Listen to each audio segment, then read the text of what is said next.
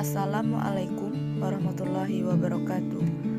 Saya Mimi Juliani dengan NIM 320190214 dari kelas Manajemen Informatika 4A dengan mata kuliah Sistem Informasi Akuntansi Perusahaan Jasa JNE. JNE merupakan perusahaan yang bergerak dalam bidang pengiriman dan logistik yang bermarkas di Jakarta, Indonesia. Nama resminya adalah Tiki Jalur Nugroha Eka Kurir. PT Tiki Jalur Nugroha Eka Kurir didirikan pada tanggal 26 November 1990 oleh H. Suprapto Suparno. Perusahaan ini dirintis sebagai sebuah divisi dari PT Citra Van Titipan Kilat untuk mengurusi jaringan kurir internasional. Bermula dengan 8 orang dan kapal 100 juta rupiah, JNE mulai kegiatan usahanya dengan terpusat pada penanganan kegiatan impor kiriman barang, dokumen, serta pengantarannya dari luar negeri ke Indonesia.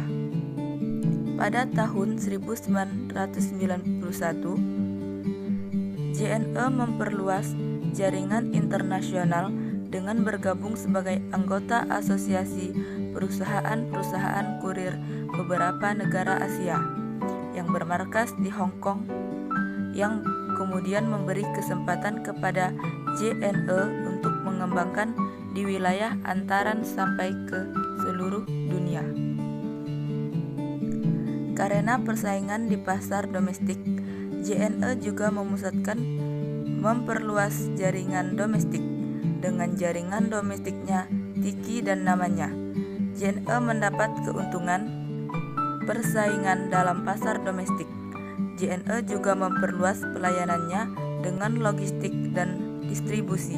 Selama bertahun-tahun, Tiki dan JNE berkembang dan menjadi dua perusahaan yang punya arah masing-masing. Karena ini, kedua perusahaan tersebut menjadi saingan. Akhirnya JNE menjadi perusahaan diri sendiri dengan memanajemen sendiri. JNE membuat logo sendiri yang membedakannya dari Tiki. Pengertian flowchart. Flowchart adalah suatu bagan dengan simbol-simbol tertentu yang menggambarkan urutan proses secara mendetail dan hubungan antara suatu proses dengan proses lainnya dalam hubungan suatu program. Dalam perancangan flowchart, sebenarnya tidak ada rumusan atau patokan yang bersifat mutlak. Hal ini didasari oleh flowchart adalah sebuah gambaran dari hasil pemikiran dalam menganalisa suatu permasalahan dalam komputer. Karena setiap analisa akan menghasilkan hasil yang bervariasi antara satu dan lainnya. Kendati begitu, secara garis besar, setiap perancangan flowchart selalu terdiri dari 3 bagian, yaitu input, proses, dan output. Yang pertama, siklus keuangan.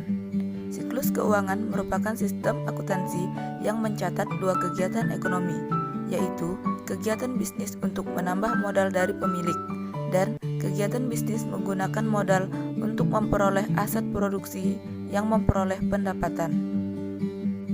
Flowchart keuangan dimulai dari admin untuk mengumpulkan data keuangan dari karyawan dan konsumen berupa slip gaji dan bukti pembelian. Setelah data keuangan terkumpul, admin membuat laporan dan hasil laporan keuangan diberikan kepada kantor cabang. Yang kedua adalah siklus penggajian karyawan. Siklus penggajian adalah rangkaian aktivitas bisnis berulang dan pemrosesan data terkait yang berhubungan dengan pengelolaan pegawai di tempat kerja secara efektif. Flowchart penggajian karyawan dimulai dari admin untuk menyiapkan data konsumen dan dokumen data keuangan akan dibuat slip gaji dan diserahkan kepada kantor cabang untuk mengkonfirmasi dokumen slip gaji. Slip gaji diberikan kepada karyawan menerima gaji dan admin membuat laporan penggajian dan dokumen laporan penggajian diserahkan kepada kantor cabang. Yang ketiga, siklus pemesanan jasa. Pemesanan jasa merupakan suatu proses pemesanan jasa dari konsumen ke perusahaan jasa. Flowchart pemesanan jasa dimulai dari konsumen membuat paket barang yang diberikan ke admin, lalu admin menginput data barang yang sudah dibeli oleh konsumen.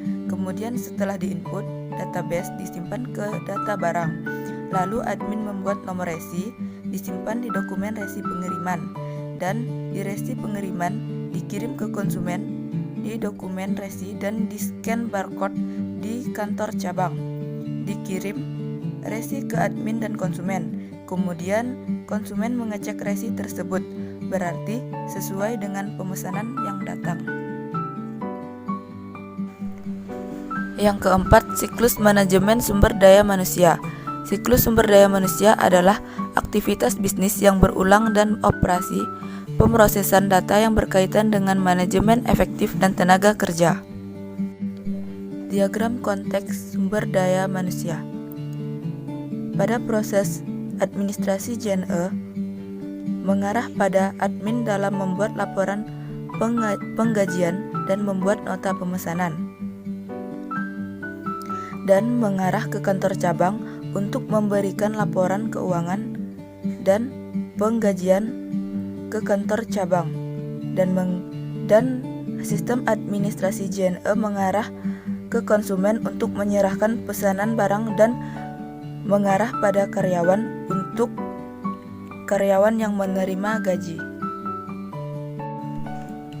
Sekian penjelasan dari saya, kurang lebihnya saya mohon maaf. Wassalamualaikum warahmatullahi wabarakatuh.